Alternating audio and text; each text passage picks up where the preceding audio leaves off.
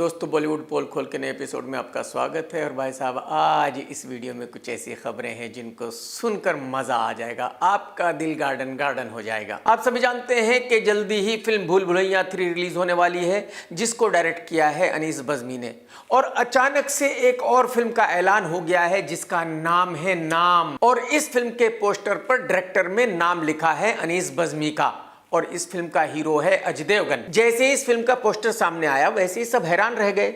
पूरे बॉलीवुड में यही चर्चा थी कि भाई ये फिल्म शूट कब हुई है। मैंने पता किया तो पता चला कि इस फिल्म की शूटिंग हुई थी 2001 में, और इस फिल्म को उसी निर्माता ने बनाया था जिसने अजय देवगन को लॉन्च किया था, यानी कि दिनेश पटेल। मैं आपको ये बता दूं कि अजय देवगन की पहली फिल्म फूल और कांटे का निर्माता भी दिनेश पटेल ही था। और उस वक्त यानी कि 24-25 साल पहले एक हीरोइन हुआ करती थी जिसका नाम है समीरा रेड्डी। इस फिल्म में हीरोइन समीरा रेड्डी ही है। तो इसका मतलब यह हुआ कि यह फिल्म 24-25 साल से बनकर पड़ी हुई थी, रिलीज नहीं हुई थी। इस फिल्म को पिछले 24-25 साल से रिलीज क्यों नहीं किया गया था, यह एक बहुत लंबी स्टोरी है। अगर मैं बताने जाऊंगा तो 1 घंटे का वीडियो बनेगा। लेकिन मैं आपको यह बता दूं कि अब इस फिल्म का निर्माता दिनेश पटेल नहीं है बल्कि अनिल रूंगटा है। अब आप ये पूछेंगे कि भाई ये अनिल कौन है, तो जाहिर सी बात है अनिल कोई बाहर का ही आदमी होगा, बॉलीवुड का इनसाइडर तो हो नहीं सकता, क्योंकि बॉलीवुड का कोई भी रेगुलर निर्माता तो इस फिल्म को रिलीज नहीं करेगा। तो अनिल रूंगटा कोई ऐसा आदमी है जिसको निर्माता बनने का बहुत शौक है,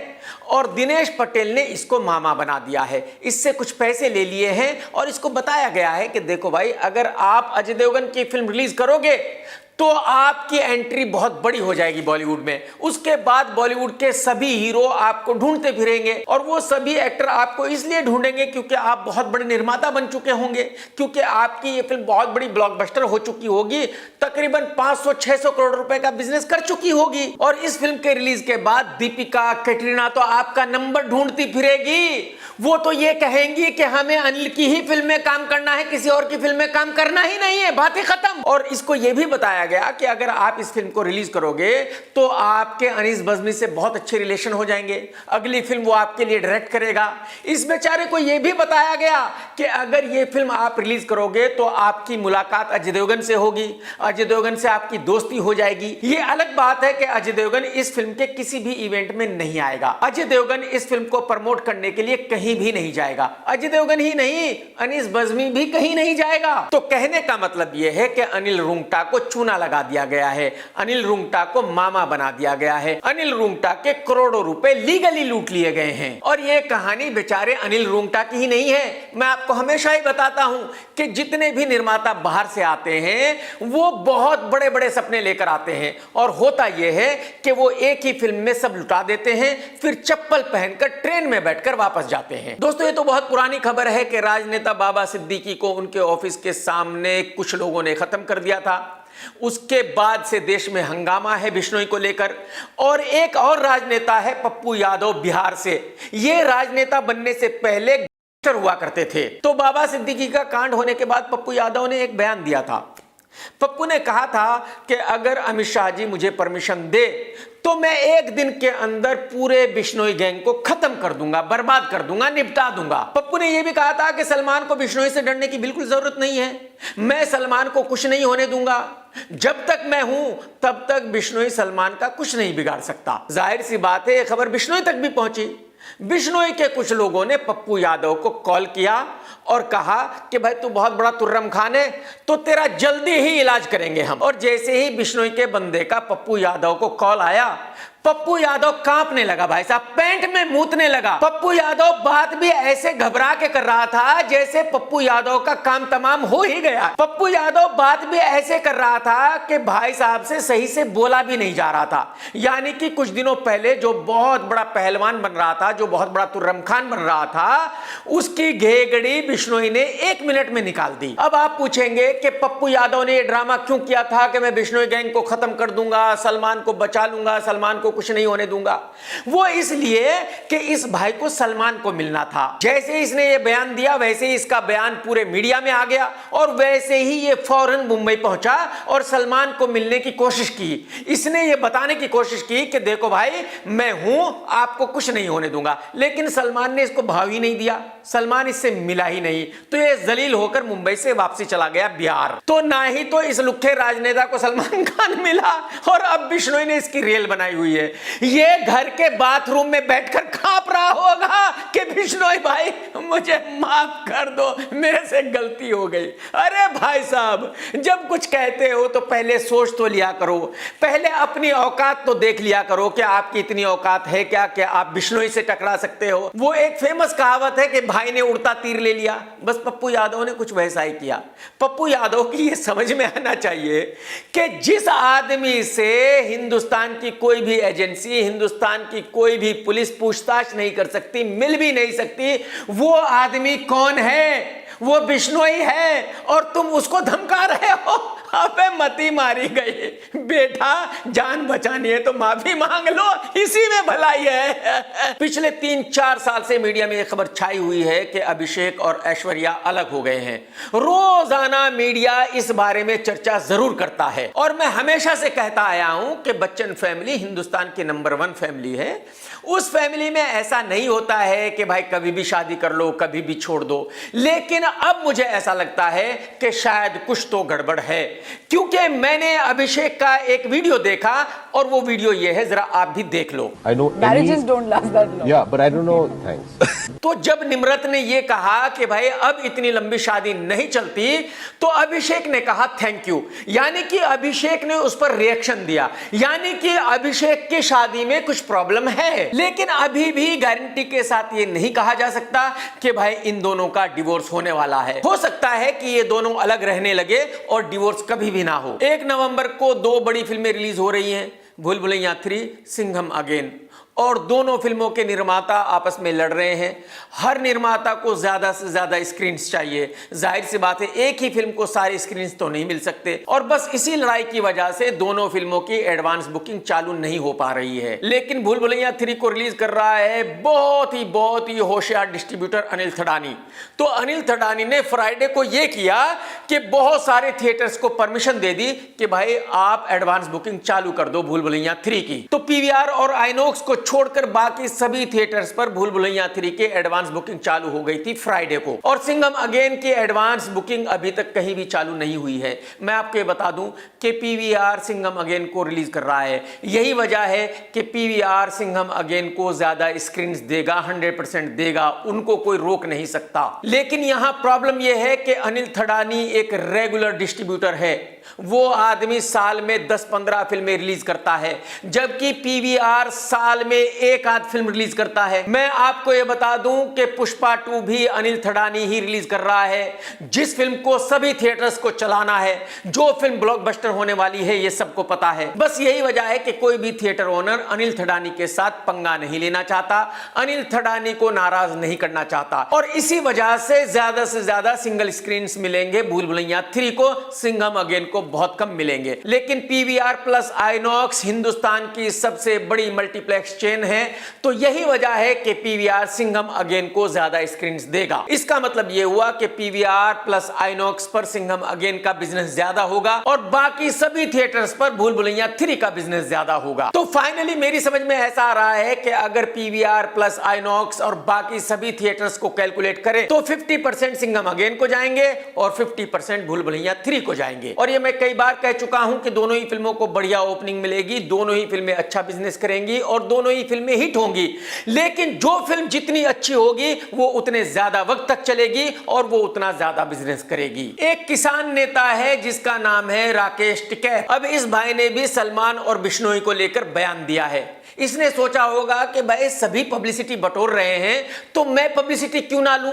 तो इस भाई ने भी मीडिया को बताया कि देखो सलमान को बिश्नोई से पंगा नहीं लेना चाहिए, सलमान को बिश्नोई समाज के मंदिर में चले जाना चाहिए, वहां माफी मांग लेनी चाहिए, पूजा वूजा कर लेनी चाहिए और माफी मांगकर इस केस को खत्म कर देना चाहिए, क्योंकि बिश्नोई बहुत बड़ा बिश्नोई छोड़ेगा नहीं अगर सलमान माफी नहीं मांगेगा। अब आप मुझे बताइए कि क्या सलमान को नहीं पता कि उसको क्या करना चाहिए, क्या नहीं करना चाहिए? राकेश टिकैत कौन होता है सलमान को मशवरा देने वाला कि सलमान को क्या करना चाहिए, क्या नहीं करना चाहिए? और जिस तरह से टिकैत ने सलमान को डराया है कि देखो बिश्नोई तुम्हारे को छोड़ेगा नहीं, तो ये एक तरह से धमकाना हुआ। तो कहने का मतलब यह है कि आज की तारीख में हर नेता इस मुद्दे पर बात कर रहा है, हर नेता बहती गंगा में हाथ धोना चाहता है, हर नेता पब्लिसिटी बटोरना चाहता है। बॉलीवुड की एक सूखी लकड़ी हीरोइन है जिसका नाम है कृति सेनन। अब ये मैडम प्रोड्यूसर बन गई है, क्योंकि एक्ट्रेस बनना काफी नहीं था, एक्ट्रेस बनकर इनका पेट नहीं भरा, तो इन्होंने कहा कि अब मुझे प्रोड्यूसर भी बनना है और मैं बॉलीवुड की सबसे बड़ी फिल्में बनाऊंगी, बॉलीवुड की सबसे बेहतरीन फिल्में बनाऊंगी। और इस लड़की ने एक फिल्म बनाई जिसका नाम है दो पत्ती। ये फिल्म डायरेक्ट ओटीटी पर रिलीज हुई है, थिएटर में रिलीज नहीं हुई। थिएटर वालों ने कहा कि मैडम ऐसी फिल्में हम रिलीज नहीं करते, आप इस फिल्म को ओटीटी पर रिलीज करो। ये आपकी जो बेहतरीन फिल्म आपने बनाई है इसको आप ओटीटी पर दिखाओ। बताओ यार। और जो कॉर्पोरेट वाले हैं वो कितने बड़े कितने बड़े लुक्खे हैं, ये तो मैं आपको कितनी बार बता चुका हूं। जितने भी कॉर्पोरेट वाले हैं उनको एक्टरों के साथ फोटो खिंचवाना है।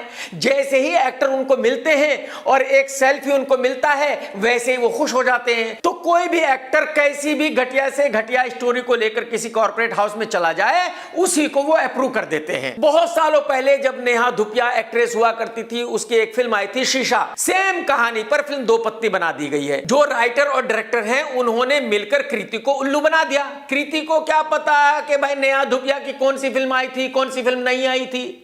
कृति की क्या नॉलेज है फिल्म इंडस्ट्री के बारे में? कुछ नहीं। कृति की तो बेचारी की सिर्फ इतनी सी नॉलेज है कि भाई मिठाई बांटनी है और फिल्में करनी है, बात खत्म। तो कहने का मतलब यह है कि ये फिल्म बहुत ही घटिया, बहुत ही वाहियात किस्म की फिल्म है। जिसने भी इस फिल्म को देखा उसका सर घूम गया है, उसको पेनाडोल खानी पड़ी है और कम से कम 4-5 घंटे सोना पड़ा है दिमाग को ठीक करने के लिए।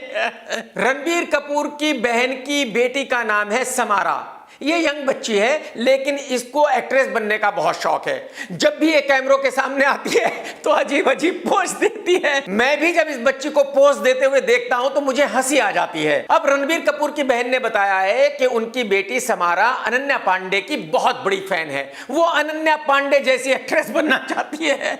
बताओ भाई। यानी कि ये बच्ची लॉन्च होने से पहले ही फ्लॉप होना चाहती है। बताइए, इस बच्ची का ख्वाब है पनौती अनन्या पांडे की तरह एक्ट्रेस बनने का। इस बच्ची का ख्वाब है महा सुपर डुपर फ्लॉप एक्ट्रेस बनने का।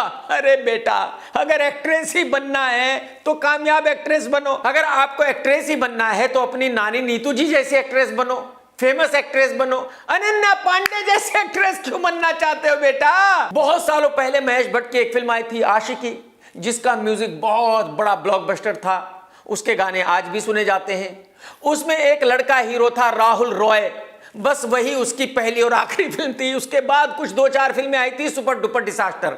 वो एक ही फिल्म थी जिस फिल्म से उस लड़के को एज ए हीरो जाना जाता है। राहुल ने एक इंटरव्यू दिया और उसमें बताया कि वो बीच में बीमार हो गया था, हॉस्पिटल का बिल 2 लाख रुपए था, उसके पास वो 2 लाख रुपए भी नहीं थे, वो 2 लाख रुपए सलमान खान ने भरे थे। अगर आपको याद हो तो इससे पहले कोरियोग्राफर रेमो डिसूजा भी ये कह चुका है कि उसका हॉस्पिटल बिल सलमान खान ने भरा था, उसके पास हॉस्पिटल का बिल देने के लिए पैसे नहीं थे। तो अगर इन लोगों के बयानों को देखा जाए तो मुझे तो ऐसा लगता है कि बॉलीवुड में सबके सब लुक्खे हैं। अगर इन लोगों के पास अपना इलाज कराने के लिए भी पैसे नहीं है, हॉस्पिटल का बिल भरने के लिए भी पैसे नहीं है, तो ये कैसे लोग हैं? ये बॉलीवुड में कर क्या रहे हैं? इससे बेहतर है खेती करें जाके। मैं इस लुक्खे गरीब फकीर राहुल को बताना चाहता हूं कि बेटा, आज की तारीख में 2 लाख रुपए की कोई औकात नहीं है। मैं महीने में 5-7 लाख रुपए तो अपनी गर्लफ्रेंड्स में बांटता हूं। तो बेटा, 2 लाख रुपए अगर किसी ने दे दिए तेरा बिल भरने के लिए तो ये कोई बहुत बड़ी बात नहीं है, लेकिन ये इस बात का सबूत है कि तू कितना बड़ा लुक्खा है कि तेरे पास 2 लाख रुपए भी नहीं है। आज की तारीख में जितने भी यूट्यूबर्स हैं उनकी रीच बहुत कम हो गई है। जो गाली गलौज करने वाले यूट्यूबर्स थे उनका वीडियो कोई देख ही नहीं रहा है। तो कैरी मिनाती की दुकान तकरीबन बंद हो गई है। यही वजह है कि कैरी मिनाती ने बहुत सारे यूट्यूबर्स को अपने साथ मिलाया है और अब झुंड बनाकर वीडियो बना रहे हैं। लोगों से कह रहे हैं कि देखो हम सब के सब यूट्यूबर साथ आ गए हैं, सबके सब साथ में वीडियो बना रहे हैं आप लोगों के लिए, कम से कम हमारा वीडियो अब तो देख लो। पब्लिक इसके बावजूद भी इन लुक्खों का वीडियो देख ही नहीं रही है और इन लुक्खों की दुकान तकरीबन बंद हो चुकी है। बॉलीवुड में एक 2.5 फीट 3 इंच का हीरो है जिसका नाम है ताहिर भसीन। इसको लॉन्च किया था यशराज ने और यह बताया गया था उस वक्त कि आने वाले वक्त का यह बहुत बड़ा विलन है, आने वाले वक्त का यह बहुत बड़ा सुपरस्टार है। आज की तारीख में 100 में से 99 लोग तो इसको जानते ही नहीं है और जो एक जानता है वो सिर्फ इतना जानता है कि यह बंदा हर फिल्म में भागता फिरता है। इसका एक ही काम है हर फिल्म में कि इसको भागना है बस। अब बताया जा रहा है कि इसकी एक वेब सीरीज है जिसका नाम है ये काली काली आंखें 2, जो जल्दी ही नेटफ्लिक्स पर रिलीज होने वाली है। अगर ताहिर भसीन को लेकर भी वेब सीरीज बन सकती है और नेटफ्लिक्स पर रिलीज हो सकती है तो आप अंदाजा लगा सकते हैं कि नेटफ्लिक्स में कितना ज्यादा करप्शन है, नेटफ्लिक्स को किस तरह से लूटा जा रहा है। मुझे आप बताइए कि भाई ये काली काली आंखें रिलीज कब हुई थी, जो पार्ट 2 अब रिलीज हो रहा है। ये ताहिर को खुद भी याद नहीं होगा कि ये काली काली आंखें रिलीज कब हुई थी। और जब किसी को यही पता नहीं है कि भाई ये वेब सीरीज रिलीज कब हुई थी तो जाहिर सी बात है इसको किसी ने देखा भी नहीं था। इसके बावजूद भी पार्ट 2 रिलीज हो रहा है और इसीलिए मैं बार बार कहता हूं कि जितने भी कॉर्पोरेट हाउसेज हैं इन्होंने बॉलीवुड को बर्बाद कर दिया है। ये किसी भी लुक्खे हीरो के साथ कुछ भी कर रहे हैं और पैसे उड़ा रहे हैं। ये जितनी भी कंपनीज है सब शेयर पर चलती हैं तो जाहिर सी बात है पब्लिक का पैसा है, ये कहीं भी उड़ाए कोई पूछने वाला तो इनको है नहीं। ऋतिक रोशन की एक्स वाइफ सुजैन को आप सभी जानते हैं।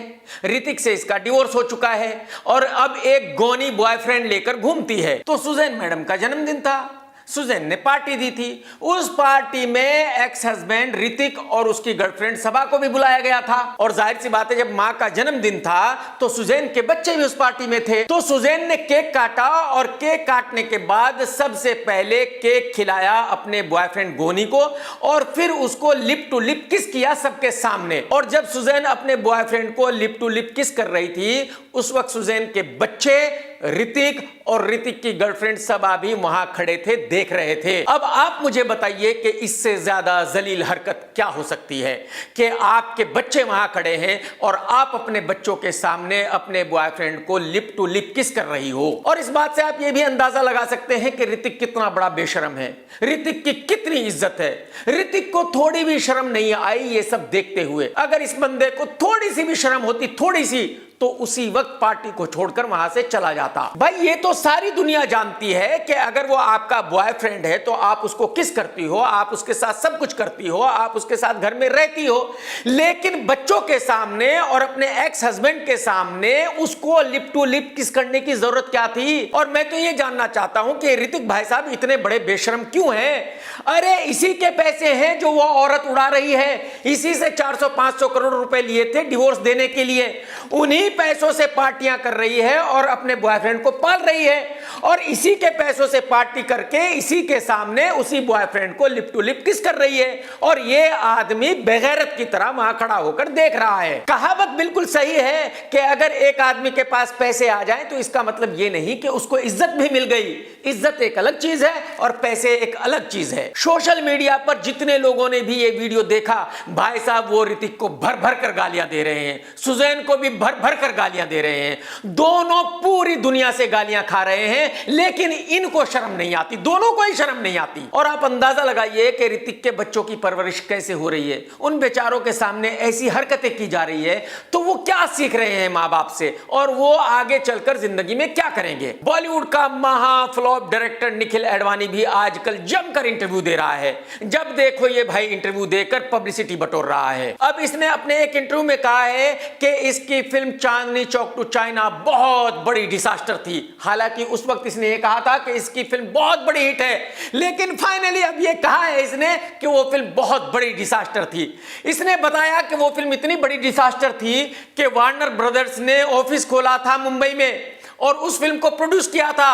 और जब वो फिल्म फ्लॉप हो गई थी तो उसके साथ ही वार्नर ब्रदर्स ने अपना ऑफिस मुंबई में बंद कर दिया था और इंडिया छोड़कर हमेशा के लिए चले गए थे। मैं आपको ये बता दूं कि वार्नर ब्रदर्स एक बहुत बड़ी हॉलीवुड की कंपनी है। इसका मतलब ये हुआ कि निखिल एडवाणी ये खुद ही कबूल कर रहा है कि वो कई एक कंपनियों पे ताला लगा चुका है। सही जा रहे हो भाई साहब, आप बिल्कुल सच बोल रहे हो, इसी तरह सच बोला करो भाई साहब। बिग बॉस में रोहित शेट्टी और अजय देवगन आए और वहां इन दोनों ने कंफर्म किया कि हां सलमान खान का भी गेस्ट अपीयरेंस है सिंघम अगेन में। पहले से इस फिल्म की स्टार कास्ट बहुत बड़ी है। अजय देवगन है, अक्षय कुमार है, रणवीर सिंह है, टाइगर है, दीपिका है, करीना है और अब सलमान खान भी आ गया है, यानी कि तकरीबन आधा बॉलीवुड इस फिल्म में है।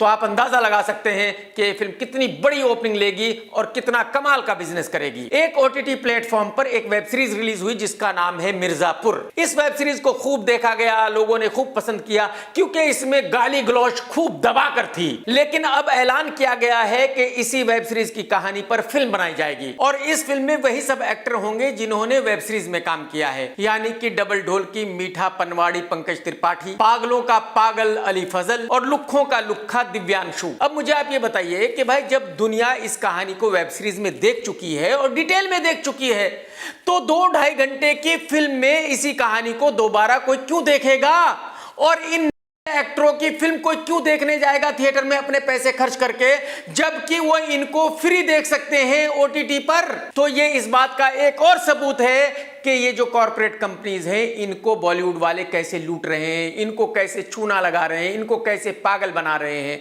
इन सभी कॉर्पोरेट हाउसेज में वो लोग काम करते हैं जिनको हिंदी बोलनी नहीं आती। ये बहुत पढ़े लिखे लोग हैं, इंग्लिश बोलने वाले हैं, इसीलिए एक नंबर के हैं, लुक्खे हैं, इनको कुछ ABCD पता नहीं है बॉलीवुड के बारे में। बहुत सालों पहले राकेश रोशन जी ने एक फिल्म बनाई थी करण अर्जुन।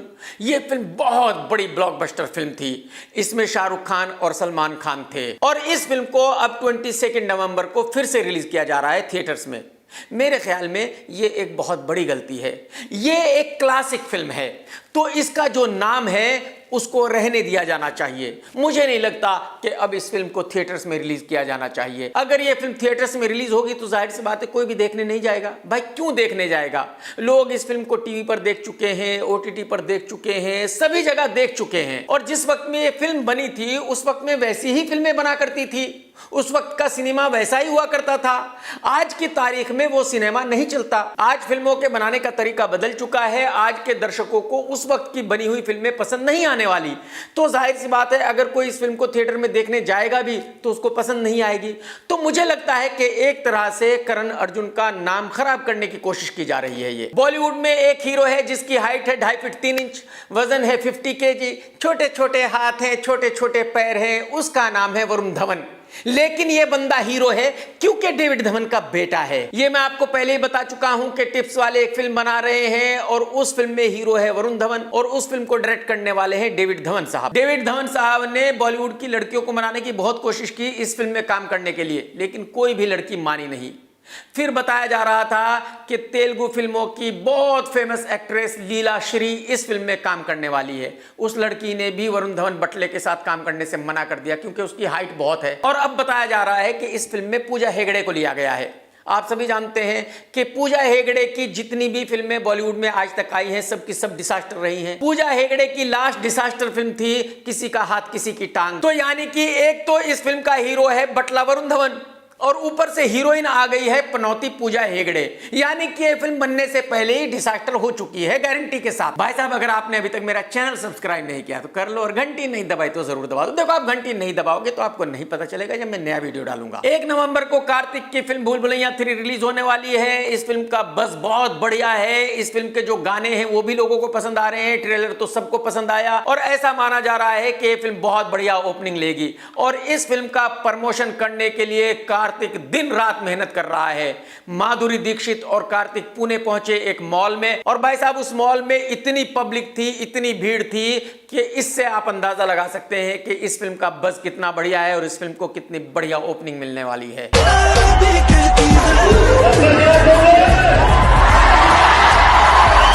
दोस्तों मेरा नया गाना बारिश में भीग जाने दो रिलीज हो चुका है। भाई साहब अगर आपने नहीं देखा तो देख लो। YouTube चैनल पर जाओ टी सीरीज के और टाइप करो बारिश में KRK और भाई साहब गाना देखो, भाई साहब मजा आ जाएगा। ये तो आप सभी जानते हैं कि सिंघम अगेन और भूल भुलैया 3 दोनों ही फिल्में एक ही दिन रिलीज हो रही है। दोनों ही निर्माता स्क्रीन को लेकर लड़ रहे हैं। आज दिन भर मीटिंग्स होती रही लेकिन शाम तक कोई भी फैसला नहीं निकला।